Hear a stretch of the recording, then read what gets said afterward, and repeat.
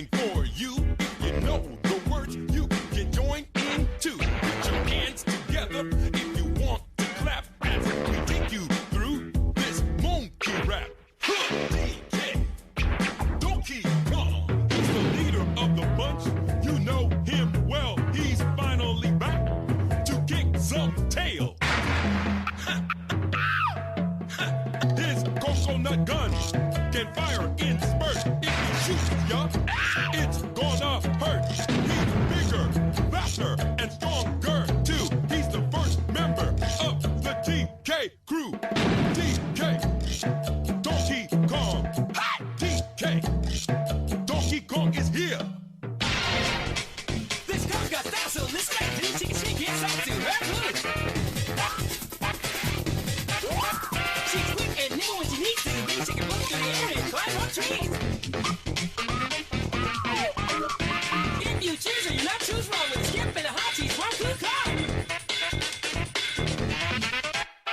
DK, Donkey Kong.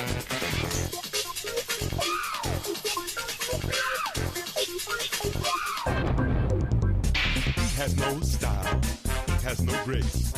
This Kong has a funny face. He can handstand when he needs to and stretch his arms out just for you. Inflating himself just like a balloon. This crazy Kong just sings this tune. DK, Donkey Kong. DK, Donkey Kong is here. It's back again, it's about time to win. This time he's in the mood. He can fly real high with his shit back on. With his fists out, he's one tough call. He will make us mad when he pulls his teeth. But remnants, beware, cause he's after you. DJ, Donkey Kong. DJ, Donkey Kong.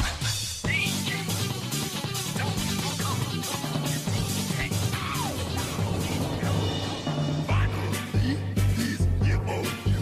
He's the last member of the DK crew. This Kong, so strong he isn't funny, can make a gremlin cry out mummy.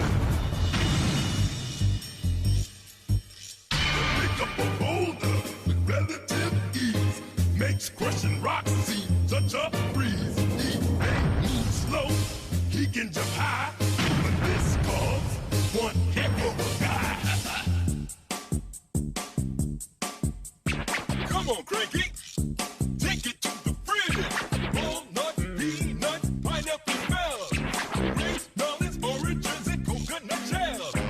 Walnuts, peanuts, pineapple smells. Grapes, melons, oranges, and coconut shells. Oh yeah!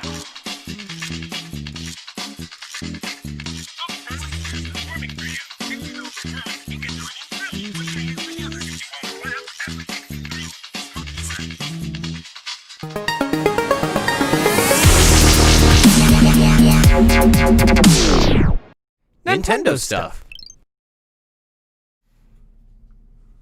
We're up. Woo! Oh, We're gonna wait for. There Hey, he it's is. me. Sorry, I had to walk from my computer to get the show started. Welcome to Nintendo Stuff. It's been a while, but we're here. And we're alive. And we're masked. Please wear it. So, a lot of things have happened, and a lot of not things have happened in the last couple of months. Nintendo's been kind of quiet. It's spooky, honestly, yeah. considering it's the summer months, and this is usually when we're like hyping everything up. Yeah, this was the year without an E3. And it's strange not knowing what's in the second half of the year. Yeah, it's kind of horrifying, honestly, because the last major thing that came out was Paper Mario, and then there's usually like that one other thing, like a port or just like something else to look forward to, and it's Bakugan. okay. To Bakugan. be fair, all right. I have a little bit of a different perspective. I'm kind of enjoying the lull. Right, I got some games that I got to catch up on. I still haven't finished Paper Mario. Paul, you haven't even started Paper Mario. Don't get me started on my backlog. I've been working like 48, 56 hours a week. 6 days of the week I'm at work. Well, technically like 7 days of the week I'm at work. My God. So it's just been unending. But I'm finally playing The Last of Us Part 2. I skipped over like 8 games in the middle there that I have. I just haven't started playing them either. If you ask me, you have prioritized correctly. Good.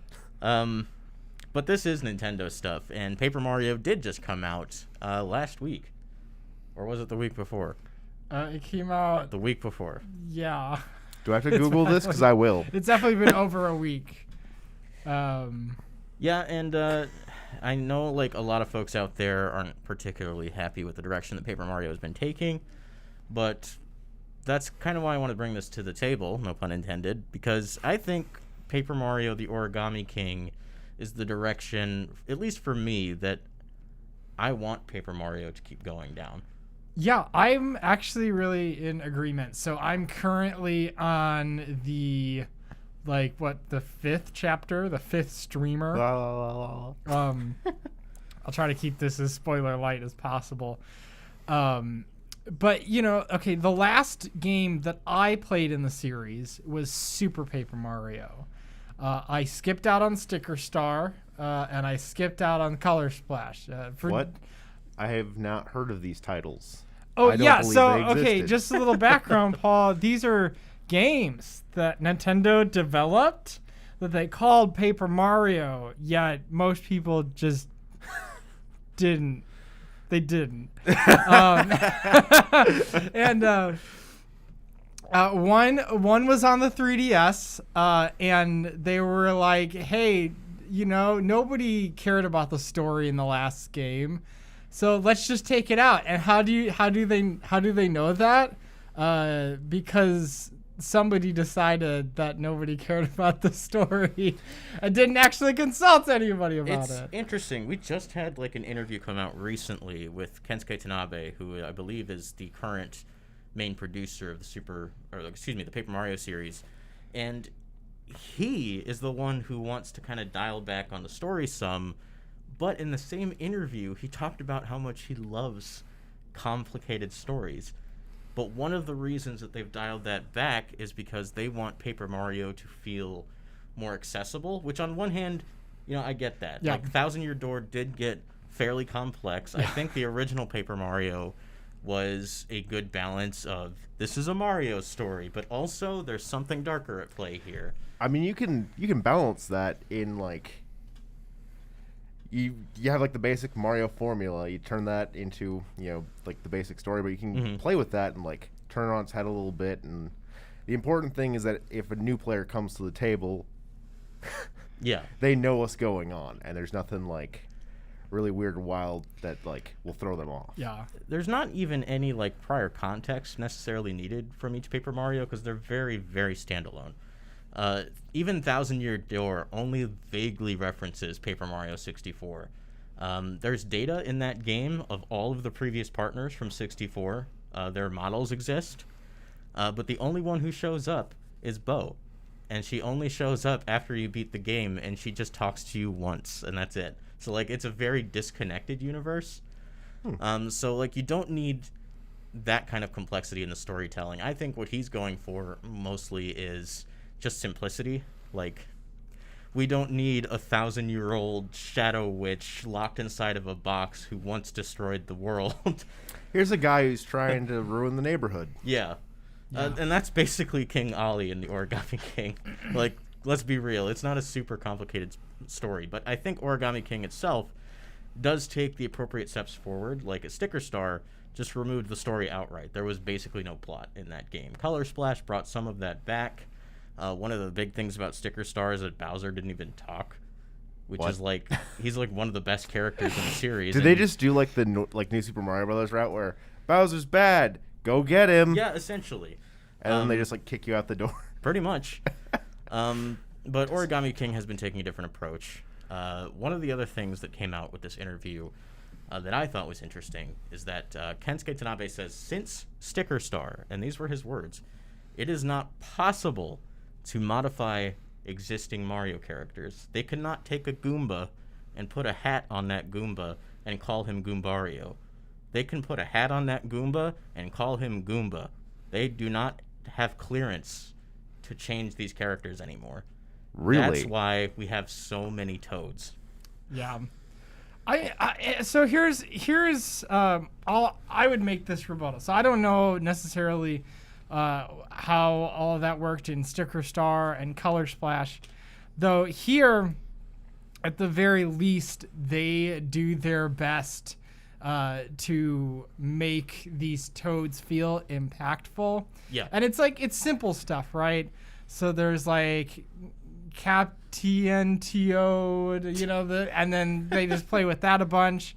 But it's always, Captain Toad or this Toad or that Toad. And in a way, it makes it feel like it's a little bit like more distilled, right? Yeah. Like they really went hard on how would this make sense already in the established like Mario universe, and how would this look like? And so even the way that you go about through the game, repairing not bottomless holes, and That's what they call them. and finding Toads, like in a lot of ways, you're going through these areas and you're bringing these areas back to life. You're repairing them, and throughout this game, and obviously throughout the game, you're going towards Princess Peach's castle, all this other stuff. And I don't know. Yeah, I do miss like the zany characters from Thousand Year Door. But I'm honestly okay with this, especially with how good the writing is. It's how super sharp. Hysterical it is. Some of the things that they do with some of the bosses and the fights and all this other stuff. Like, I feel very much invested in this game in a way that I didn't anticipate I was going to feel invested in. And with the way I'm feeling right now, with some of these moments in this game, like in a lot of ways, I think it rivals even some of the first games, even though it's not like, purist RPG. But I think some of the progression makes a lot more sense, especially in the context of Mario. Absolutely. You're not like there's so many times where I don't want to deal with those enemies, right? Whereas in like Thousand Year Door, it's like you get to a certain point and these enemies would have like give you all of 1 to 2 like star points, to upgrade, and it was just like, why am I doing this? And they were just in the way. They've really circumvented the progression system. Like, initially I was bummed when I found out there wasn't experience in leveling up, because that was one of my main complaints. Specifically from Sticker Star. Color Splash did a little bit to try and fix that with the hammer points. But Origami King gets rid of the need for experience points through the puzzle system by constantly, over the course of the game, making the puzzles more intricate, more complicated, where you have to spend more time and think harder about your approach in battle. Yeah, I'm at the point where some of these puzzles is like, I won't be able to solve them in time, and I will just be like, all right, what's the best way I can set this up so I don't totally screw myself like going forward. It gets more difficult. Obviously things get like enemies get stronger as you progress through the game as well. Yeah. But again, like if I'm in an area where there's like 3 or 4 blue crabs running around, and I don't want to have to deal with them, I can walk by them, and the only thing I'm really missing out on is coins. And if I have enough coins, why would I need more coins? And there's probably other opportunities for coins, So in a lot of ways, it just kind of removes a lot of stressors. Like I'm supposed to be like a certain level before I go to the final boss or something like that. Coins was the reward as well in Sticker Star and Color Splash. It was all about coins because you could use coins in battle to like, I think in Sticker Star, it gave you extra slots for attacks. I can't remember what it did in Color Splash. It might even be the same thing. Paper attack. But here, like, you can use it to cheer for Toads. But more importantly, I think the coins are best used with buying accessories, because they make the accessories super expensive. Yeah. So, like, now I feel the need to battle because these accessories make me stronger in terms of health. They give me more time on the clock. And then there's another section, another category of accessories that just do completely unique things. Yeah. So, like, I want to fight so that I can buy these over the course of the game. Do the accessories, like, are they actual, like, things that you like change the visible appearance? Because that'd be a lot of fun. Dang. No, but there is 2 Okay. that do something like that. One of them you find in the second chapter, and the other one you find in chapter 5. Oh, so I'm about to find that second one. Yeah. But it's super expensive, so you better have some coins. I mean, okay, here's what happened, right? Okay, I have gotten to the point where I've gotten access to some of the strongest items in the game. Mm-hmm. And so what I did is before I did like anything on that 5th chapter, I just like bought 5 or 6 of each of them. Which, okay, at that point, you know, after you spend enough, you get the membership card, and I already have the highest membership card. The gold card? Yeah.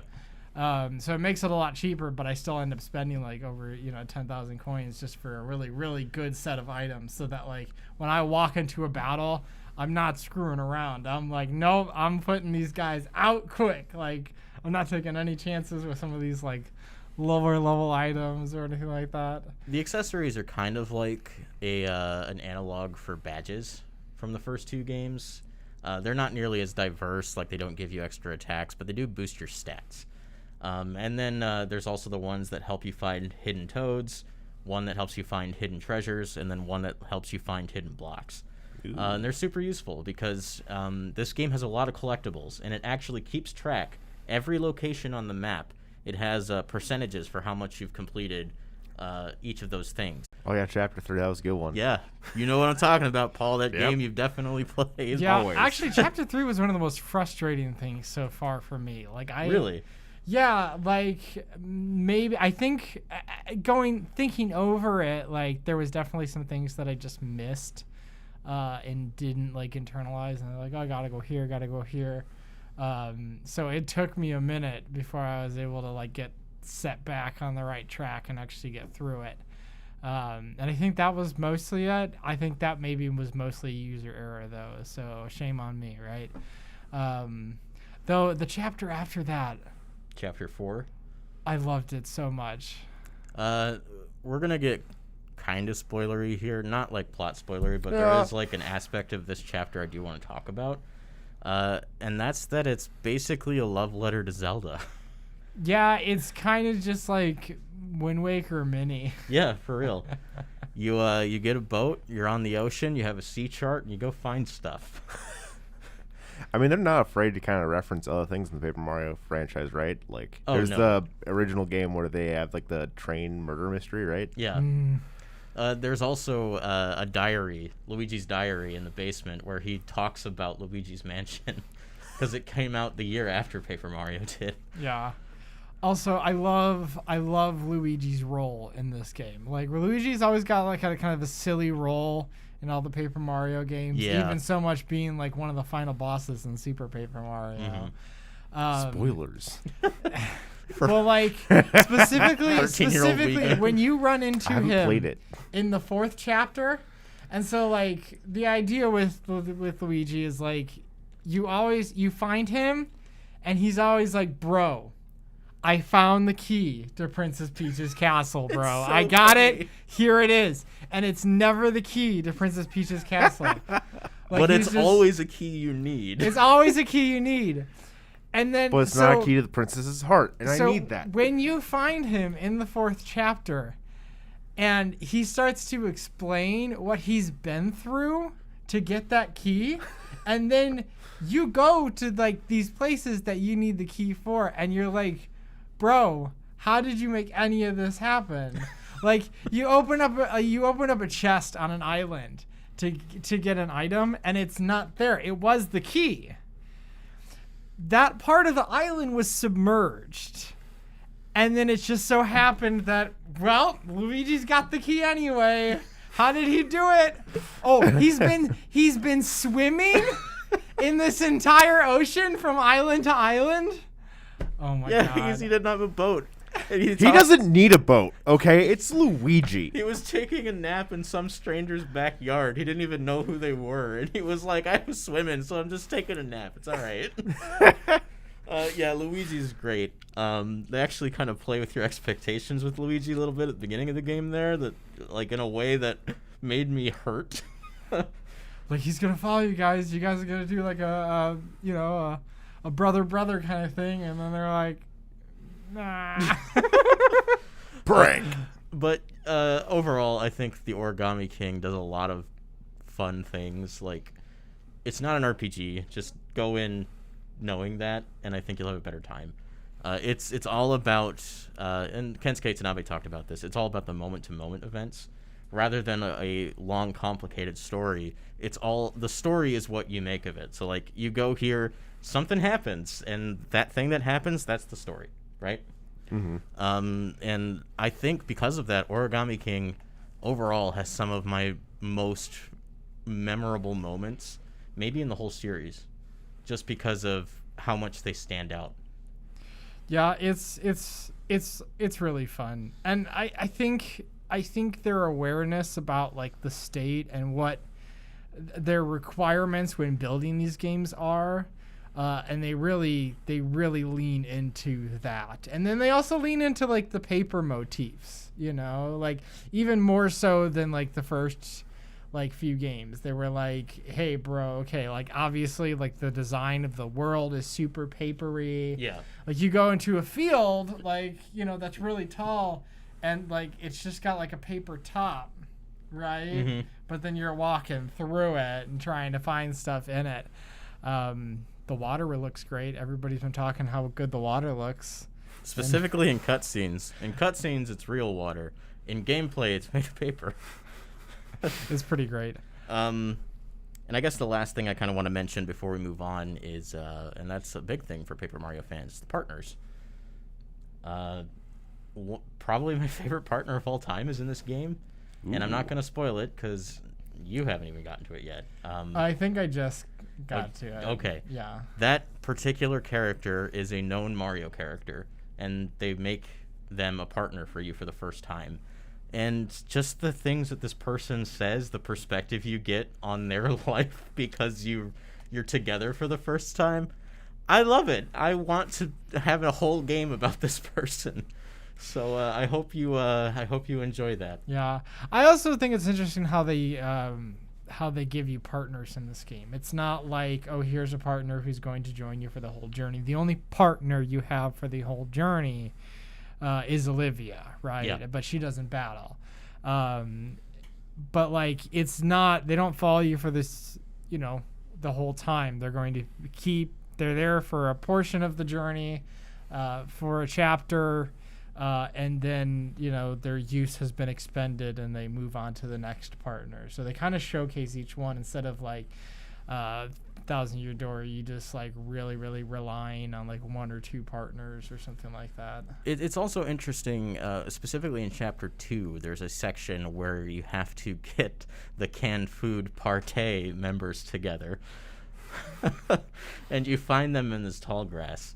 One of them is a Spike and the other one is a Skull Goomba. When you go into battle while they're following you, they fight. They are in battle with you, even though they're only following you for maybe a minute and a half of the whole game. And that really caught me off guard. Any character who follows you at any point in the game, any old NPC will join you in battle if you go into battle. Huh. It's very unique.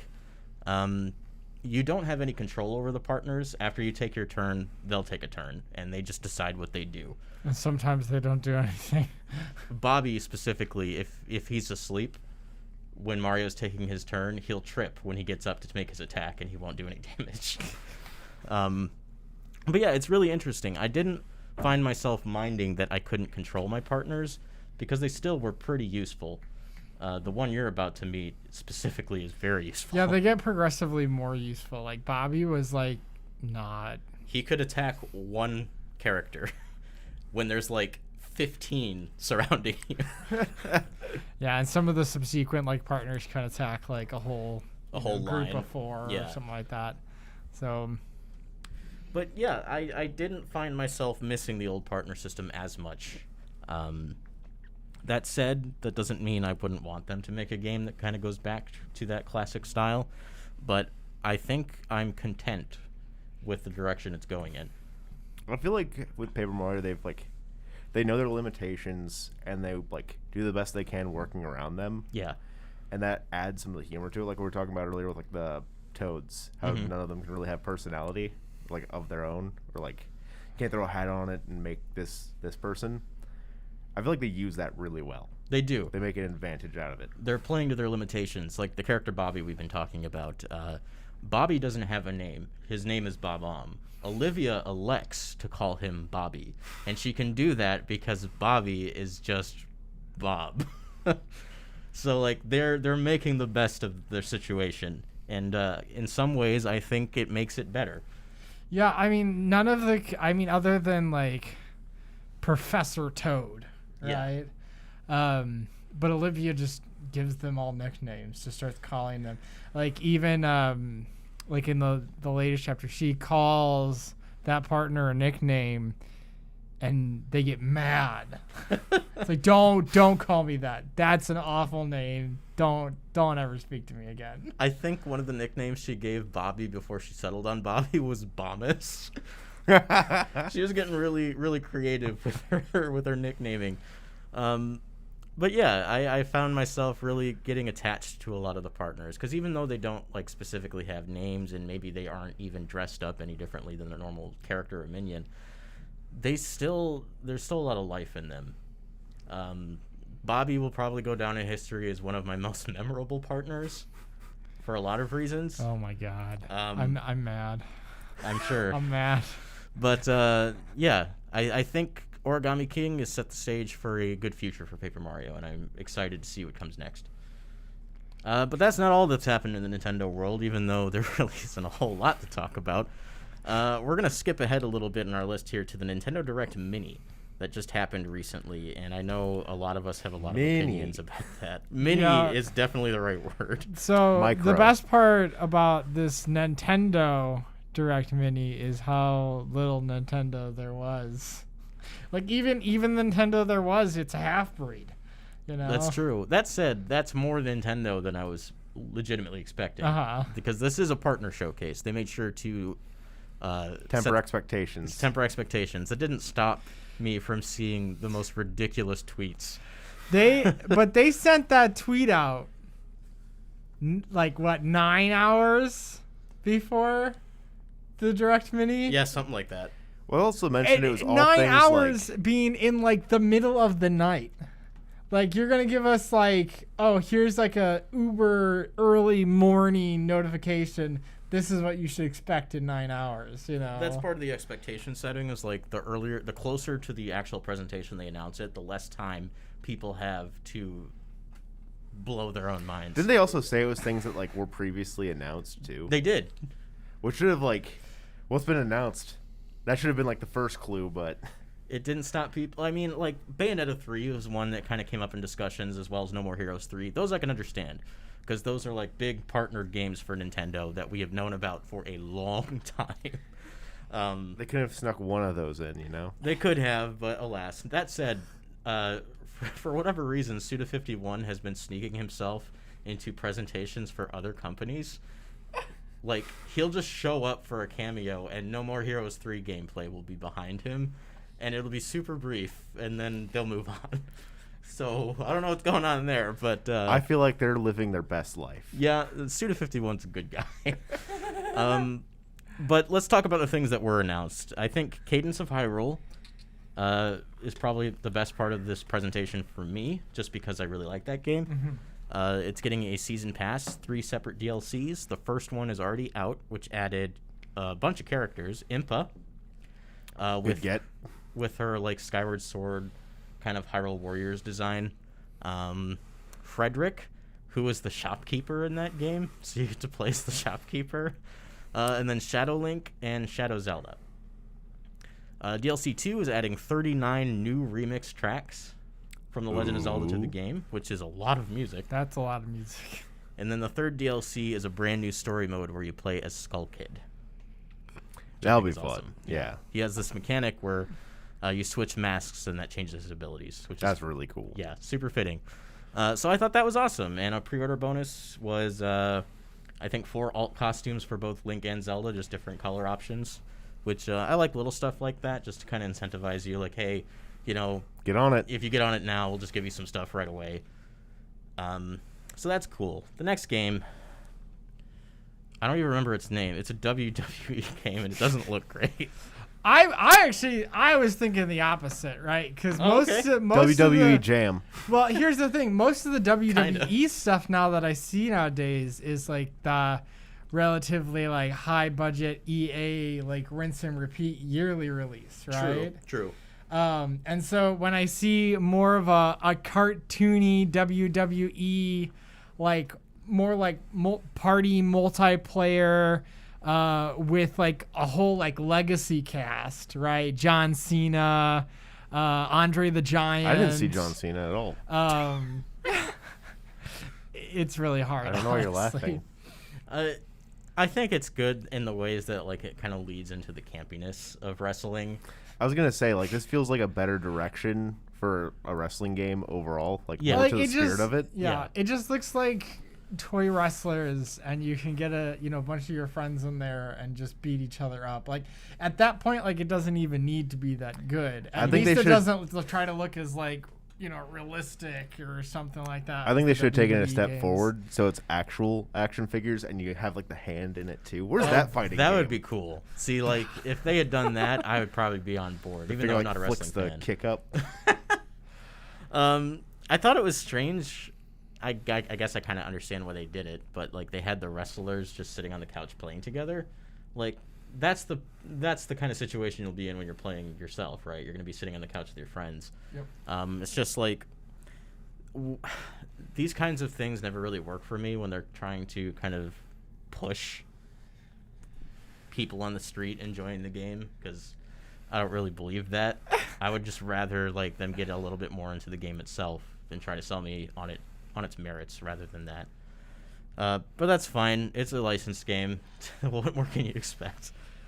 And then the presentation ended, at least the American one, ended with the reveal of the remake of Shin Megami Tensei 3 Nocturne, which is really cool for Shin Megami fans. And then right after that, when they were like, oh, you're disappointed because no Shin Megami Tensei 5 again, right? No, you're wrong. We do have Shin Megami Tensei 5, and they showed a really cool looking CG trailer for that game. Still CG, no gameplay, I think. I couldn't really tell, to be honest with you. But it is coming 2021. So As is the third game remake, yeah. So like if that's something you're looking forward to, at least you know that it's coming relatively soon. Wait, was there only 4 titles? I swear there was a 5th. There was one at the beginning. I forgot what it was exactly. Oh, did I but miss one? Yeah, it was before Cadence Hyrule. That just says so many things about the presentation. It didn't. I think that first one didn't look as great. I just remember there being one. I'm not thinking like Rogue Company. Oh, right. That's a free to play game, isn't it? Oh yeah, it's that shooter. Yeah, it's it almost looks kind of like almost like an Overwatch kind of like team-based dealio. I don't know if it's a battle royale or not, but just the fact that I have hardly anything to say about it. I says a think lot. they didn't sell the game very well. No, which they is part really of the didn't. problem. They showed a trailer but didn't like discuss the mechanics, and that's what makes these kinds of shooters stand out, right? Like I had no interest in Hyperscape when Hyperscape came out just because I didn't know anything about it. Then I looked it up and I was like, wow, this game is doing so many unique, cool things for the battle royale genre. Now I want to play it, and I was not getting vibes like that from this game. So they could have done a better job. It kind of came and went. At first, I was like, "This looks like a worse Fortnite." Direct Except there's no building. And mini. it looks more generic. Santi in the chat says Rogue Company, the shooter. There are guns in Rogue Company. Now, I know a lot of people were talking about a game that appeared in the Japanese Yes. mini that is coming here as well, but it just wasn't in the direct. For some reason, it's called Sakuna of Rice and Ruin. And you can pet a dog in it. Yes, you can. The important details. The cool thing about this game is it is a side-scrolling like action game, and you have like a hook, and you can kind of like swing from platform to platform. But outside of like all of the battling and platforming, the other half of the game is you being a rice farmer. It's 3D, and like you're planting rice, you're harvesting it, you're living a sim life, and it's kind of this cool kind of like gameplay dichotomy that I really like. There's a lot of games that do something similar to this. I wish I remember the name of the game. I think it might be Moonlighter, where you go into caves at night and collect resources, and then during the day you can sell those resources in the shop you own in town. So it's kind of similar to that, where you gather resources during the action gameplay and then you utilize them in the sim gameplay. And it looks really cool. It's like a nice visual style, and like I think rice farming specifically is kind of what makes me interested, because You want to know more about rice farming? I want to know. I'm serious. Like, I want to know more about that. Like, I want to know what that's all about. So Splish splash. that game's got my Growing attention. a plant. I do like getting some breaks in the action every now and again. Yeah, definitely As long as like both parts of the game like are good. yeah. And from what it's worth, like when you watch the gameplay trailer, the action segments do look very nice. The combat itself looks pretty good. So it's kind And of rice farming like, is rice farming, so It's kind of like Sonic Unleashed, how both parts of those games were just equally as good. Yeah, the other definitely. one. One of those parts of the game was definitely not significantly worse than the other. That didn't happen. how do you screw up the Sonic portion of the game? It's weird. Well, okay, You that's, think that it's they- not that weird. Sonic Team has done it plenty of times. Ooh, okay, we're getting spicy on this show. The 3D Sonic games aren't good, boys and girls. There were several other games in the Japanese mini. If you want to go and look at those, one of them looks kind of like it's like a Fortune Street kind of game, but I think instead of just like random properties, it's all about trains, which is really cool. Like, like Japanese bullet trains and whatnot. So if that's up your alley, Switch is I region like free. trains. I love trains. So, yeah, take a look at that. There's a couple other games in there. Make sure to give it a look. It's a whole 4 minutes longer than our direct. So like double the length. So it's the What Nintendo was the Japanese point? less mini direct. Yes. I'd So- say ours was the micro direct. They got the mini direct. Ours is like under 9 minutes. It was If it's under like oh my 10 gosh. or 11 minutes, And then half you're of those doing something games wrong. didn't like show hardly anything. It was weird because they said approximately 10 minutes before the show, and then it was They so lied much to us? shorter. Well, honestly, I have to wonder. just short of 9 minutes is approximately 10 minutes. I guess so, but I have to wonder maybe if there was another game that was supposed to be showed, and for whatever reason, maybe it had Corona to get- kept the trailer from making it to headquarters Well, in that's what time. I'm saying. Like maybe it got pulled. Yeah, makes sense. Speaking of which, Nintendo has talked a little bit about the implications of the pandemic on development. Previously, they said that it had not interfered and that games were going to release on time. Now it seems like they're backpedaling on that just a little bit. It's going on longer than I think anyone's ever really expected it to. So it probably long term it puts a damper on things that I would expect it to affect games that were coming out next year more so maybe than games that were coming out this year. because they would probably be mostly done. But that does probably affect their strategy for release schedule. Absolutely. So they have to compensate and fill in those gaps Well, that and are I now going to be present. I think about all of the devs that are currently just working from home. Everybody's just kind of home. They're still doing their same thing, and instead of being in the same office, they have to communicate via, the internet and file transfer and Because stuff that like doesn't that. make communication harder. Yeah, it does. And working from home doesn't kill productivity sometimes. Yeah. So I mean, don't nap when I work from home. and the worst part about this is this pandemic. I have a bad feeling that it's not going to end, right? There will be a time in which we all kind of go back to relative normality. Yeah. But especially specifically in the U.S., I don't have a lot of confidence that everybody's going to get vaccinated, because there's also going to be a good portion of the population who's just going to resist being vaccinated. So that being said, all That this vaccine that will we're turn the frogs experiencing gay. now, all these COVID-19 delays, I just have a feeling that this is going to be more of the norm, and people are just going to have to be okay with just waiting a little bit longer. And what choice do we get? And yeah, that's really it. It's just a reality we have to live with, and I think there will be better years. But it's not like pandemics don't come around at least once a decade. Some depending on how bad they are and how contagious they are and Sure. whatnot. But Yeah, y'all should really, really internalize what this is like, because chances are it's gonna happen later in life as well. So, that being said, I'm still amazed that we've gotten some of the games that we've gotten just in time for the pandemic, namely like Animal Crossing.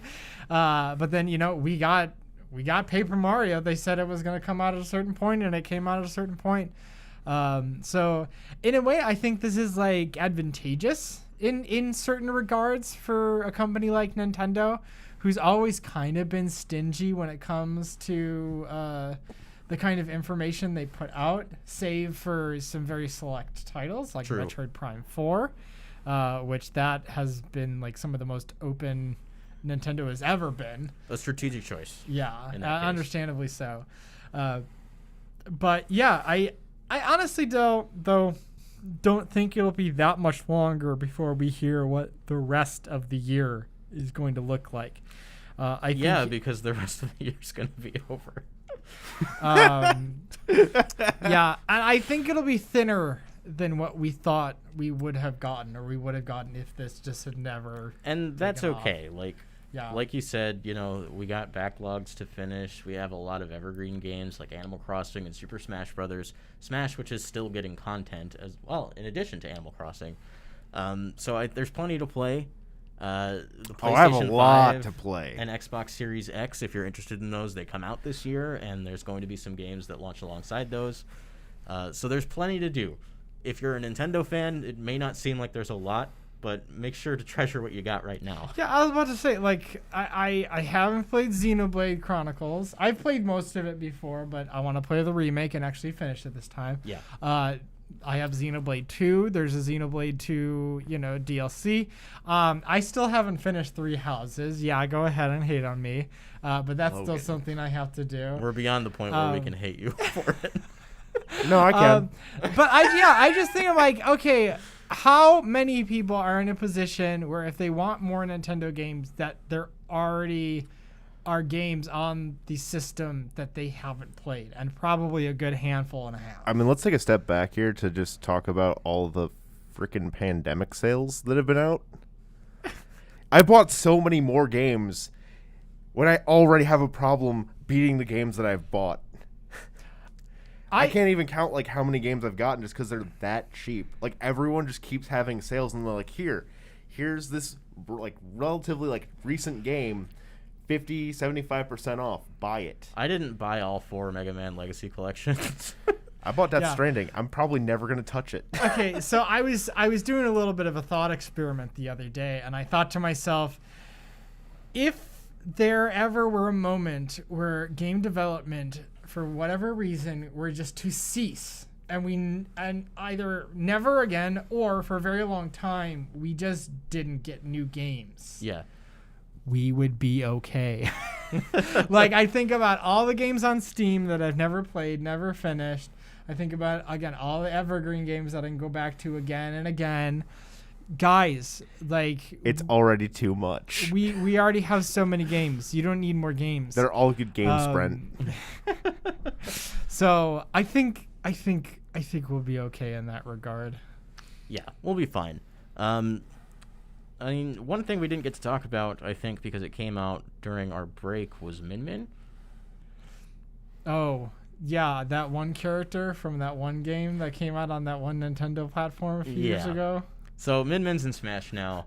I don't know, how much have you guys gotten to play with her? I've gotten to play Min Min for at least like a handful of matches. I've and done kind like of, a couple matches with her too. And now I kind of understand like how, like all of her moveset, and so She has arms. She does. Unique edition. I know a lot of people have been talking about how she might be like upper tier when it comes to competitive Smash. It's hard to tell right now since there aren't any tournaments happening. Yeah.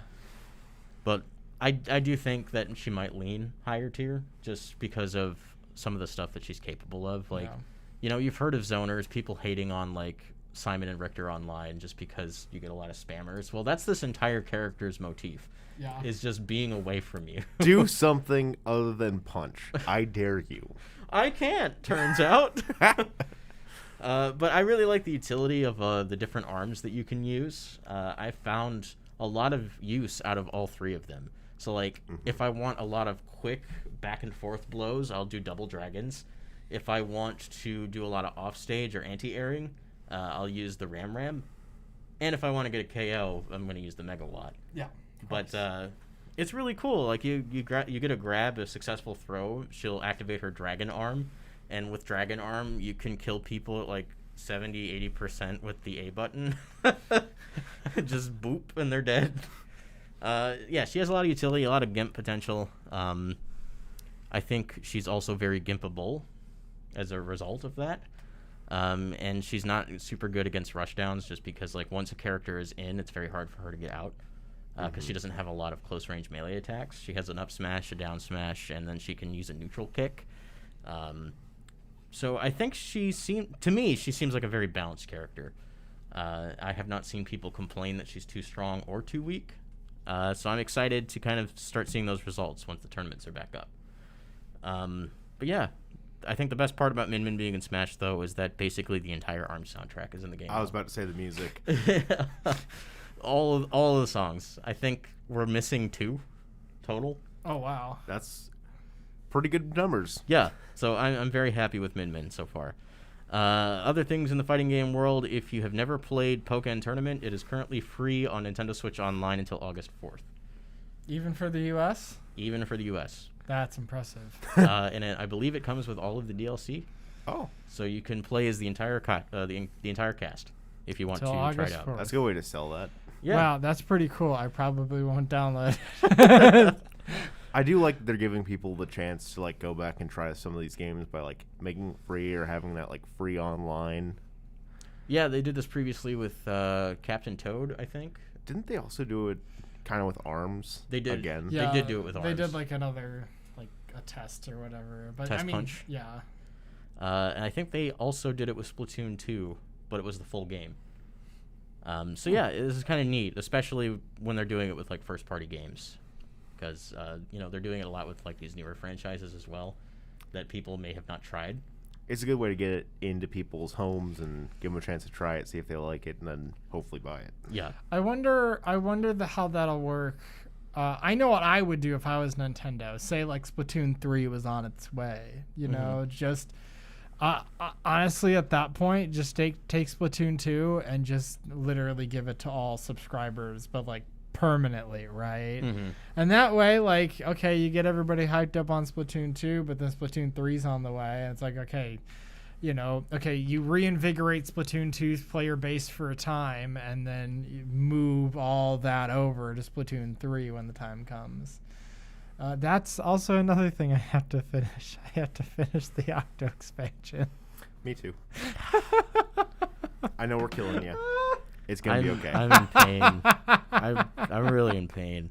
Oh, man. So yesterday was a landmark in Nintendo history, specifically Super Mario 64. There was a leak back in May from one of Nintendo's third-party servers that featured a lot of their old content where they keep to preserve that stuff. And I'm not going to get into all of it because some of it is also a little shady because personal information and stuff was also leaked with that stuff. So that's not good, including medical information. That's weird. Yeah, super Why? weird. But a cool thing that came out of it was some older builds of Super Mario 64. And in those, in the source code, was discovered Luigi. Actual Luigi. Like Actual Luigi. his model. Actual cannibal Luigi. His model, his textures, his voice clips from his playable Super Mario 64 state. So it's almost like he was playable at some point. He was. There was a split-screen multiplayer mode in Super Mario 64 that was cut from the game before launch. That sounds like a mistake, but I think it was cut because it didn't work. yes, it did. But it's really cool. We get to see what Luigi was supposed to look like, and sooner or later he's probably going to be playable in certain ways. So look forward to that. Was he not playable Oh, in I absolutely 64 do. DS? We don't talk about that game. There's also some other neat stuff, like we got a look at some other Star Fox members that were going to be in Star Fox 2, including a woman. human woman, which was awesome. Like, I would have never expected that, but Sounds weird. it was going to happen. There was also a donkey or a horse. I can't tell. It's a yes. But there's some other stuff like beta versions of Yoshi. Yoshi developed by Argonaut, who made Croc. That was originally going to be a Yoshi game. His model from that build is now online. Wow. Yeah. That's really cool. A classic sprite of Bowser from Super Mario World, which turns out to be his sprite from Super Mario Maker 2, because that's what he used to look like. So it's not a new sprite they developed for the game. It's based on one that they had already made. I think the coolest thing about these leaks is just kind of getting into that, like, the history behind the development process that we're not going to get Otherwise, from Nintendo directly. yeah. Yeah, no, I personally am supportive of these leaks. I'm not supportive of leaking personal information, but when it comes to like this content, the next thing that these people need to leak is Super Mario 4 363, because I don't know where those games went. Well, we already have Super Mario Brothers 4, the Super Mario World. No, That's no, that's what it's called in Japan. You don't know. That's not true. Mm-hmm. In fact, Yoshi's Island's beta name was Super Mario World, or Super Mario Brothers 5. Wow. Some other cool stuff. Some sprites for Link from the Satellaview remake of The Legend of Zelda 2: Adventure of Link, which is kind of cool. There are a lot of canceled projects that we got to see a glimpse of, which is pretty neat. So if you're interested in all that stuff, be careful where you look, but it's online, or we're not going to show it here. And also, don't look at people's private information, maybe. It's an idea. And I guess that's it for Nintendo stuff now, because there's not a lot to talk about, because they just don't tell us anything, it seems like. Yeah, I'm trying to think of anything like Nintendo related at this moment where I feel like, other than like, I'm finishing up Paper Mario and I'm really enjoying it, but that's it. The Final Fantasy games are on sale in the eShop. I already have 7 and Same. 7 Remake. I still have to finish 7 Remake. I already have 7, 9, 10, 10, 2, and 12. I feel like someone doesn't know how to count. I can't tell if it's you or Square Enix. Oh, I don't know if it's still on sale, but Okami HD was half off. That's a good get. And I'm like, man, I gotta do this. I gotta have this so I can play through it and all that junk. And I paid for it entirely in gold coins. You got to stack them up, man, because you can get some free stuff out of it. I bought all of the Mii Fighter outfits with gold coins. It's pretty good. That's how it's done. So I guess that's going to be it for this week of Nintendo stuff.